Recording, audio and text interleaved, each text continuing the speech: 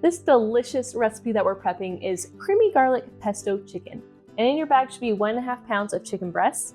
Now to start, I always like to get my veggies out of the way. So I'm gonna start with my peppers, and the easiest way to do this is to stand it up and slice it down around the stem like this. This is naturally cutting away the seeds in the lining. And then I'm just gonna slice them up.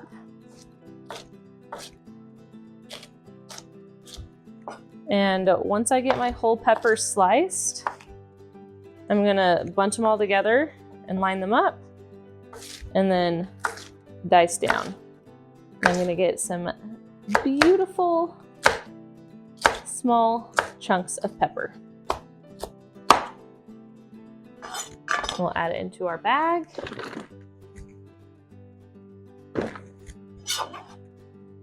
And I'm gonna do the same thing with the other pepper.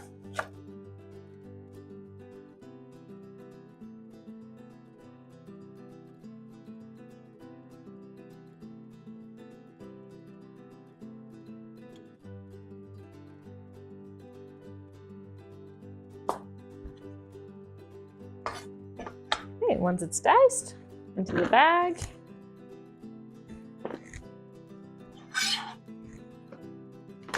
Okay, next up, we'll add our basil pesto.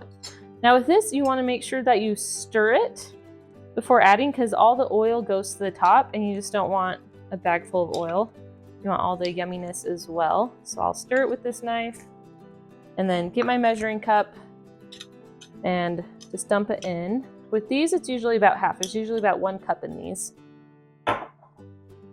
So as usual, if you don't want to waste this basil pesto jar or have it sitting in the fridge, double up on this recipe and dump it in.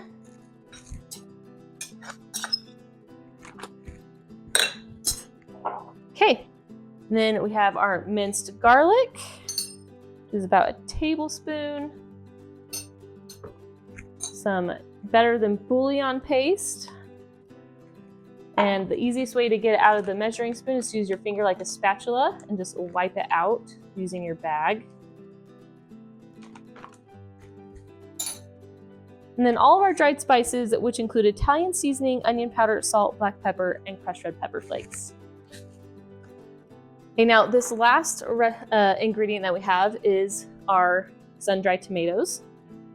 Now we're gonna wanna dice these up. And so the easiest way I found to do that is to just pull them out. And we want about 1/3 of a cup. So I'm just gonna pull out what I think is 1/3, dice it up, and then measure it out. And we don't want all the oil, so I'm gonna leave that behind. So I'm gonna start with 1 more. There we go. And this is the messiest part, which is why I like to do it very last, because it just gets you so messy. But I'm just gonna start dicing them down one way, and then I'll go another way until I get them really tiny. Or if you like big pieces, you could do big as well. It is your meal, so you do what works best for you.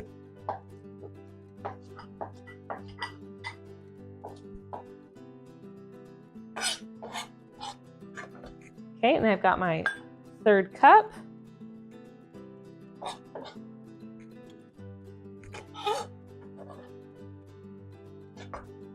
And then I'll just pour it in.